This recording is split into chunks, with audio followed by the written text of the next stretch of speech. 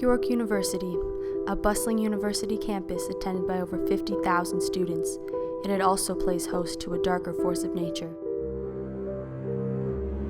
Like many similar urban environments, York University is infested with potentially dangerous predators who might strike at any time. Like, we were at the beach and they're like feeding them, and then one of them got too aggressive and tried to bite my friend. I just ignored it, and it kept coming up to me, and it was getting closer and closer. One time where I got close to them and they was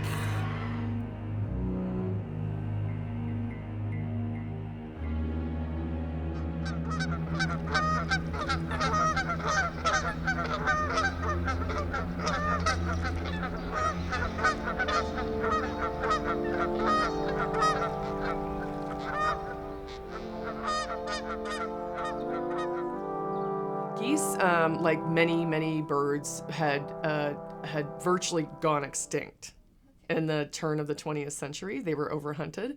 And then in the 40s and 50s, they were people made in a concerted effort to regrow the populations. And so they did captive rearing, where they got the eggs, they hatched the eggs, and tried to regrow the populations and releasing the geese. And they were highly successful with doing that. So over time, they have stopped migrating. The reason they're able to do that is because of anthropogenic sources of food and open water, where we're warming the water that's keeping it open for them to exist over the winter time. That's one very distinct way how they've adapted to living with people. Not necessarily all urban environments, but that's where they exist a lot of, because that's where the open water is and food is in the wintertime.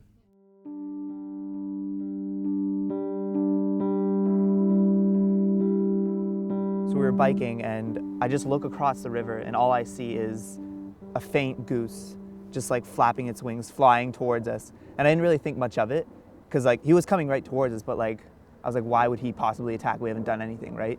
So he comes and starts freaking out. My mom gets off her bike, starts screaming, hey, hey, hey, you know what I mean? And ends up falling over a stump of a tree. And so then the goose turns, looks at me, and is like, oh, my next victim, right? So he starts chasing me. I'm running in the field. I can feel his wings on the back of my head, and I don't know how long he was chasing me.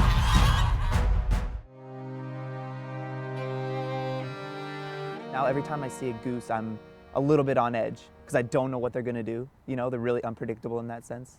Stay away from the geese nest, because that's most likely when they're gonna attack.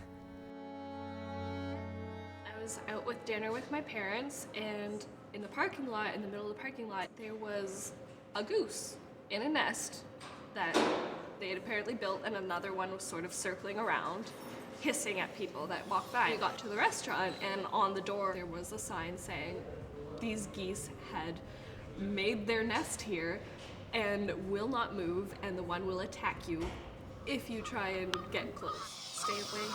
They're taking over. We keep submitting to their will, they'll just keep going harder and further, and eventually we won't be safe anywhere. Grim words indeed from the victims of the geese. Can the warnings be true? Is this to be the fate of York University and campuses across Canada like it? Barren, empty, students hidden indoors from the wrath of the dreaded geese? Or is there still hope? I think geese is an opportunity to appreciate the megafauna that we have in North America, because so much of it is away in non-urban environments, and yet geese are one of these few opportunities where we can just kind of appreciate wildlife in and amongst us. I have great respect for organisms that are able to co-evolve with us, because it's the urban footprint is a huge footprint when you look at North America. And so we should be thankful that there are organisms like geese and raccoons and squirrels that can coexist with us. York University, a campus home to students and geese. Both are wild, unpredictable, and wish to go about their lives peacefully. The sharing of this space and many like it can be difficult, but there is hope for coexistence. If boundaries are respected and caution is taken, both students and geese will continue to lead pleasant lives in harmony.